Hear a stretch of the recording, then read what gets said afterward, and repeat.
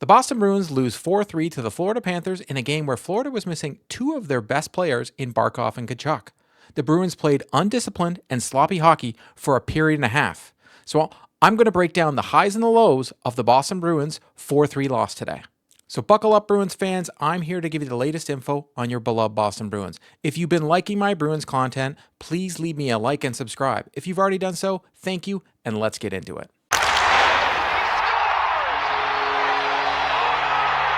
Right before the game, the Bruins announced that Marchand is now the fifth all-time in the Boston Bruins history in games played with 1,033, behind Don Sweeney, Patrice Bergeron, Johnny Bucyk, and Ray Bourque.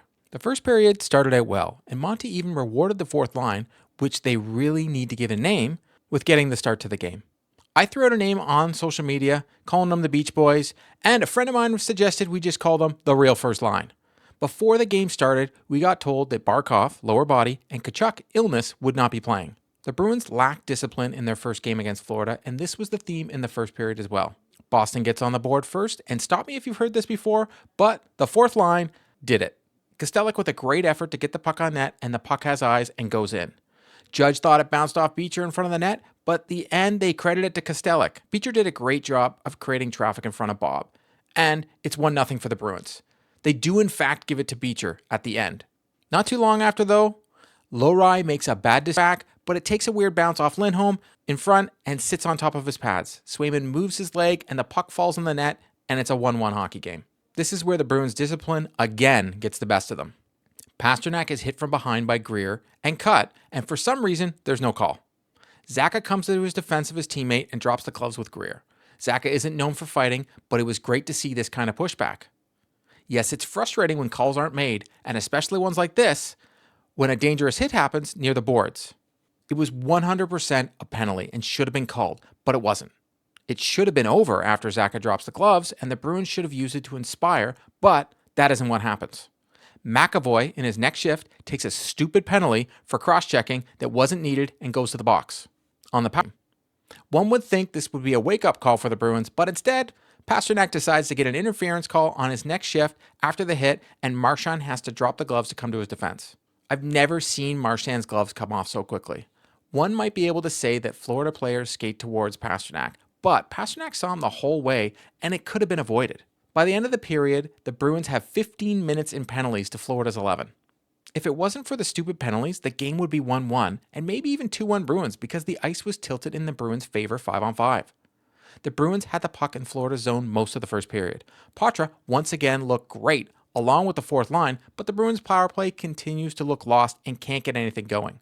Swayman makes a nice save on a 2-on-1 caused by a Marchand giveaway, but other than that, he wasn't really tested.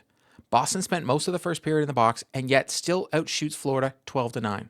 The second period starts just like the first, where the Bruins are tilting the ice back in their favor, and none other than Mark Kastelic passes it out to the point and Carlo puts one home. The score is now 2-2. The Bruins are on the power play and give up another shorthanded goal for that one. Lundell scores far side, and I felt it shouldn't have happened. It's 4-3 Florida. Not too long after, Mark Kastelic is on the ice, and guess what? The Bruins score from a shot from the point by Lowry, assisted by none other than Mark Kastelic. Kastelic's career high in points is 11 and already has 5 points in 4 games with the Bruins. The Bruins showed more discipline this period, but all the goals against felt self-inflicted because of bad giveaways or literally falling on their goalie. The Bruins play so wound up against the Panthers, and before the game, Monty even said Florida is their biggest rival now. In the third period, the Bruins settled down and outplayed the Panthers and had the puck in the Panther zone almost all period. They refused to shoot and tend to pass far too often than taking any chance. They had some good chances, but they couldn't close it out. Florida ends up winning the game 4-3, but the bigger story of the game was discipline in the first and the self-inflicted wounds in the second. Boston was the better team all game, but beat themselves this game. Florida is in their head, and they need to play a more disciplined game if they expect to beat them the next time they play. During the third period, though, Monty put some lines in a blender and moved Poitras up to the second line with Marchand and Brazeau, which looked very good out there and played with some good pace. The good news is that he didn't touch the fourth line, which played exceptional all game. Beecher made so many great defensive plays this game. He was probably one of the best players on the ice. The Bruins need to work on their power play, or this will be a long season because it's been dreadful this year. They looked a lot better late in the third, so hopefully they can work off that. The next game is against the struggling Colorado Avalanche on Wednesday, and hopefully we see a more disciplined team.